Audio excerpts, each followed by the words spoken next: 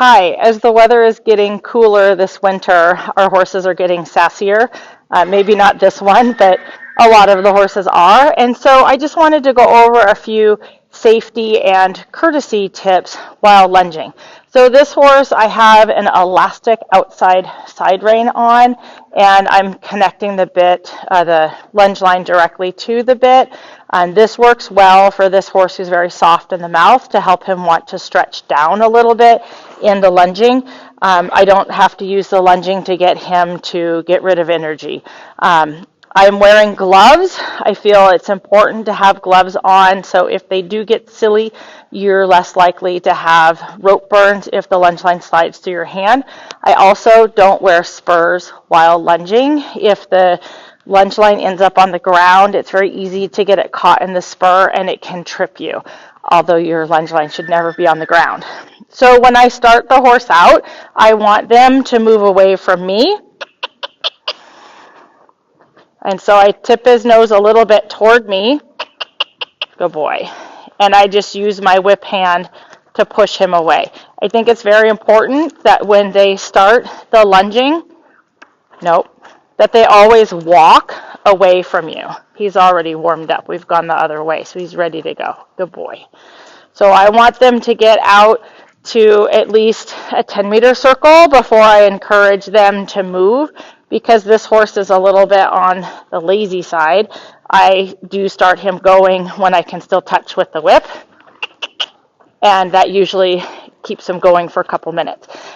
So I want to think about how I'm holding the lunge line. I want to use both hands for sure on the lunge line. The excess line, it should never be dragging on the ground, because if you stand still, when you turn, that line is going to wrap around your legs and be very dangerous. And so what we want to do with our excess line is we want to put it in kind of a fan shape in our hand so that there are no loops going around your fingers, because if the horse does take off or do something silly and that rope pulls around your hand, you could lose your hand. So it's very important to never wrap a lead rope or a lunge line around your hand. So another thing I'm going to do is what we call float lunging. If we lunge in the arena, which we should try to avoid at all costs, is we want to move our circle around. So every time he's going toward the opposite gate, I'm going to walk that direction. As he's going toward the camera, I'm going to stand a little bit more still. And this helps to preserve the footing. When you stay in place, especially if your horse is being silly, they're going to dig down to the base when they take off bucking, and you're going to create what we call the pitcher's mound.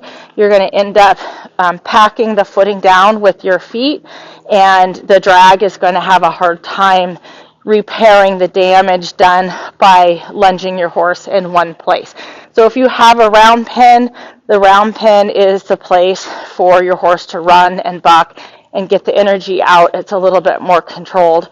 You'll also notice that I have the gate closed in the arena. This arena has 2 gates. I close both gates when I lunge. In the event my horse does get loose, he's at least confined to the arena. Good boy. The other thing I want to think about is lunging. If there's another horse riding, it's not very safe for the other person that's riding, even if your horse is really good. And it also forces you to stay in place when you're lunging. So now you've got the barn owner grumbling because you're messing up the footing.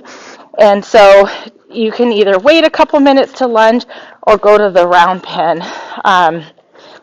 I personally won't ride in the arena with a lunging horse. I'll exit before I'll ride around a lunging horse. I've seen too many accidents, and I've nearly been involved in some accidents where the person lunging didn't have control over their horse, and it put me in a very dangerous position. So try to keep your lunging away from other horses.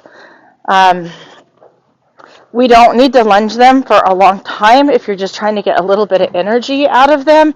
2-3 minutes in each direction is usually plenty. Doing some groundwork with them to connect them mentally to you is probably going to do more than letting them just bust their heels at the end of the lunge line.